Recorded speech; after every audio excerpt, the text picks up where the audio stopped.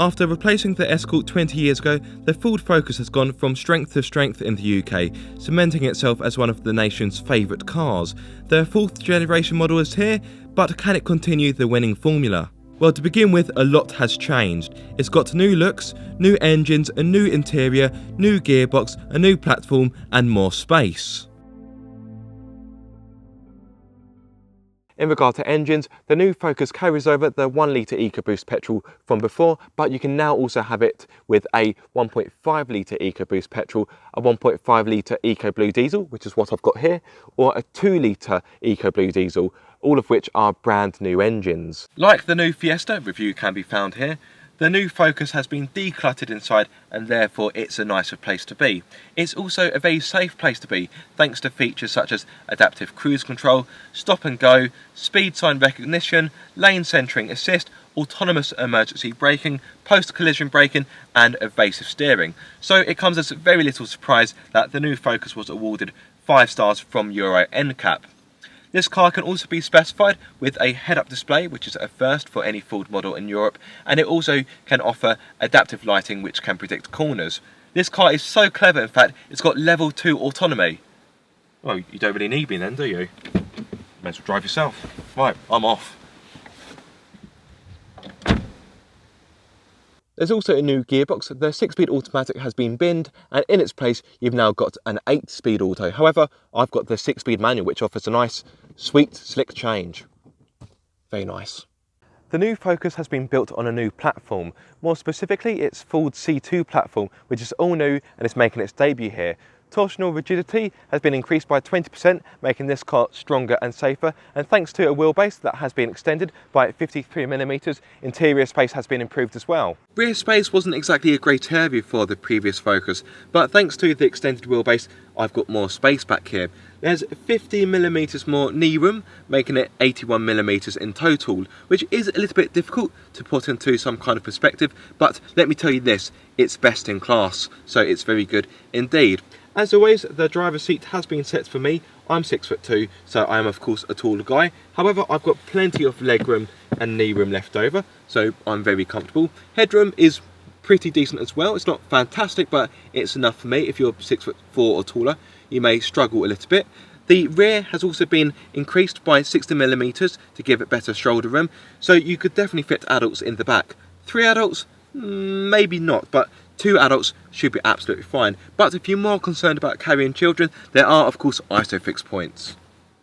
The boot also offers more space with a capacity of 375 litres, but it's still not quite as big as the Volkswagen Golf or the latest Kia Ceed. However, if you need more space, you can of course fold down the 60/40 rear seats to give you 1,354 litres, or you can buy this car as an estate, or a wagon as Ford calls it. This gives you 608 litres with the rear seats up and 1,650 litres with them down. You also get a spare wheel as standard, which is quite handy, but there is a bit of a thick lip on the loading area, so if you've got bigger or heavier items, it may be a little bit more of a faff. Front space is pretty good as well. There's a good amount of cubby holes, and I really like these bottle holders which can be adjusted to suit the size of your particular bottle. Very handy indeed. Getting a good driving position is very easy because the steering wheel adjusts for rake and reach, and the driver's seat has also got a good level of adjustment. The front seats are pretty comfortable, but I would like the side bolsters to be more supportive, particularly when cornering.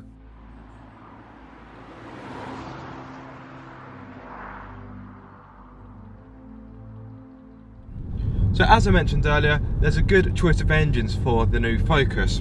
I've got the 1.5 litre EcoBlue diesel, which offers 120 horsepower with 300 Newton meters of torque. It's mated to a 6-speed manual gearbox, which is lovely to use. It feels sweet to use, it's slick, and it offers a nice gear change. You'll hit 62 miles per hour in 10 seconds, and you will continue to a top speed of 122 miles per hour, which I know isn't very fast for a sporty looking hatch, but the whole idea of the ST line is to have a sporty looking hatch, but with normal hatchback running costs. Now, as I mentioned earlier, there are other engines available, so you can have a 1 litre EcoBoost petrol, a 1.5 litre EcoBoost petrol, and a 2 litre EcoBlue diesel, as well as this 1.5 litre EcoBlue, of course. In regards to power, the engines range from 85 horsepower all the way through to 182 horsepower. But don't forget, you will of course have an ST model coming, which will offer more power, and an RS model. Oh yes, I can't wait for that. In regards to performance, this engine doesn't look very fast on paper, but in the real world, it does make decent progress. Power starts to come in as you approach 2000 revs, and it's got a good amount of mid-range grunt before the power starts to drop off once you get past 4000 revs. Its power delivery is pretty smooth, and the engine as a whole is pretty refined. At cruising speeds you can't really hear it, and it does help to give the Focus a more premium kind of atmosphere. Now, speaking of refinement, the Focus does it pretty well.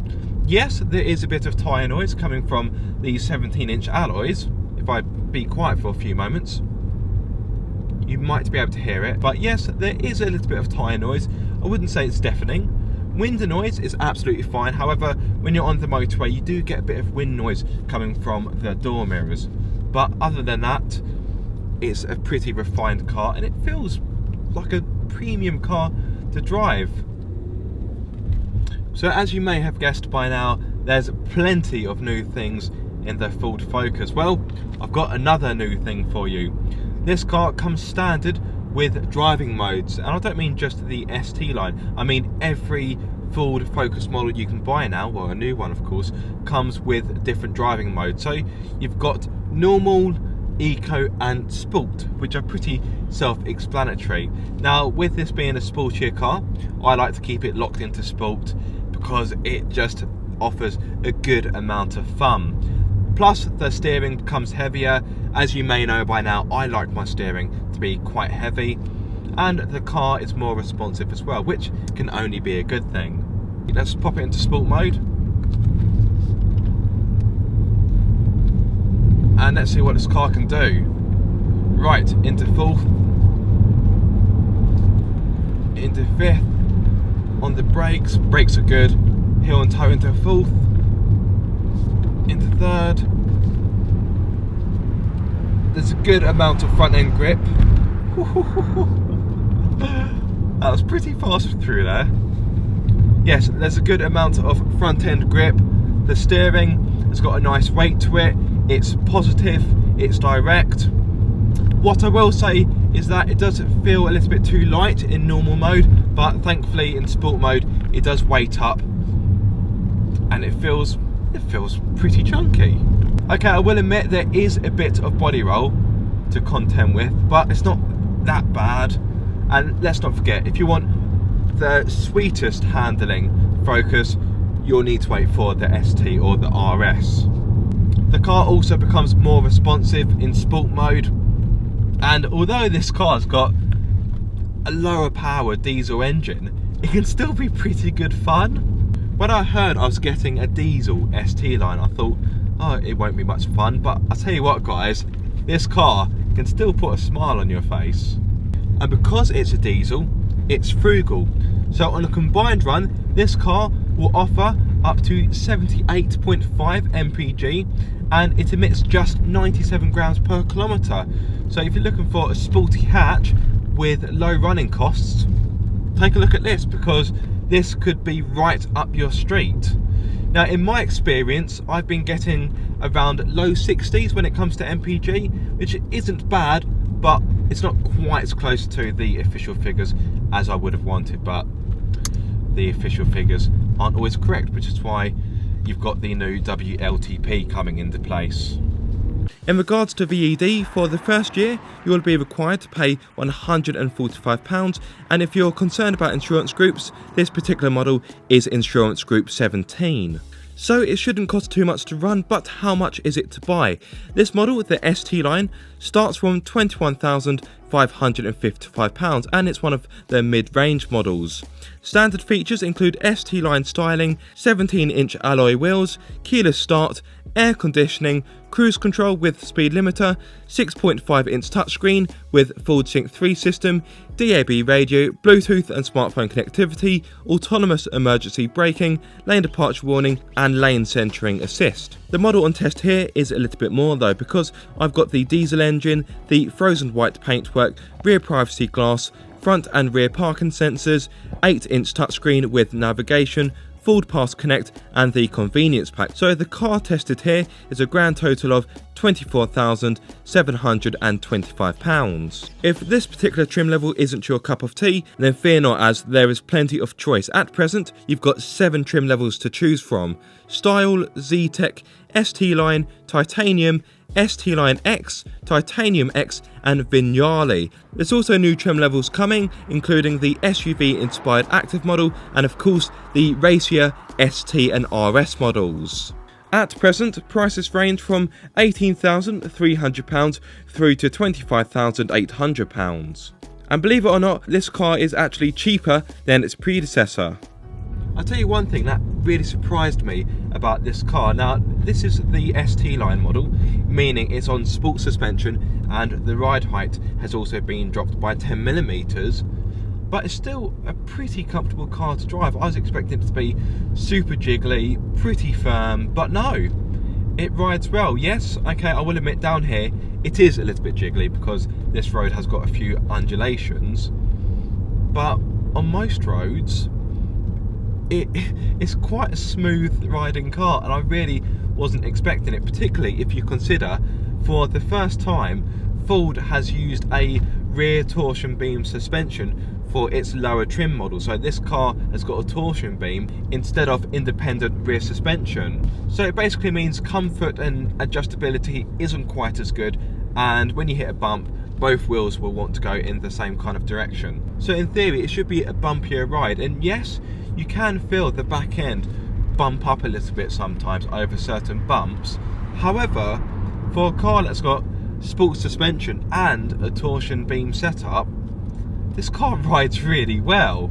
It's no Rolls Royce, but it's quite a bit better than what I was expecting. However, if you pine for even more comfort, then you'll be pleased to know that the higher trim levels have got independent rear suspension, and for the first time on a standard Focus, you get adaptive dampers as well. Regular viewers may remember that recently I had a chance to have a quick spin in the latest Kia Ceed, so you may want to know how the Focus compares. The Focus is a little less comfortable, but that's because it's got the torsion beam suspension, whereas the Kia Ceed had independent rear suspension, and of course this car has got sport suspension. However, the Focus is the more rewarding car to drive, it's more fun and it's got more space in the rear, although the Ceed does have a bigger boot. Both cars have got a similar amount of safety, but the Kia Ceed doesn't have level 2 autonomy. However, it does have that very appealing 7-year warranty.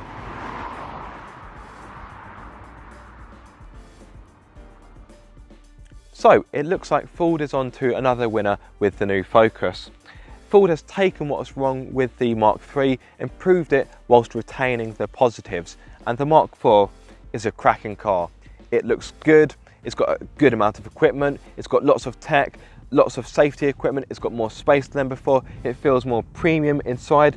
The Focus ticks plenty of boxes, and to be honest, it's difficult to really find anything drastically wrong with this car. Ford, you've done it again. This car is bound to be another bestseller. Thank you so much for watching this video. I hope you have enjoyed it. If you have, give it a massive thumbs up. If you are subscribed, don't forget to click that bell icon so you get notified every time I make a video. And if you aren't subscribed, guys, what are you waiting for? Be sure to subscribe for more car obsession.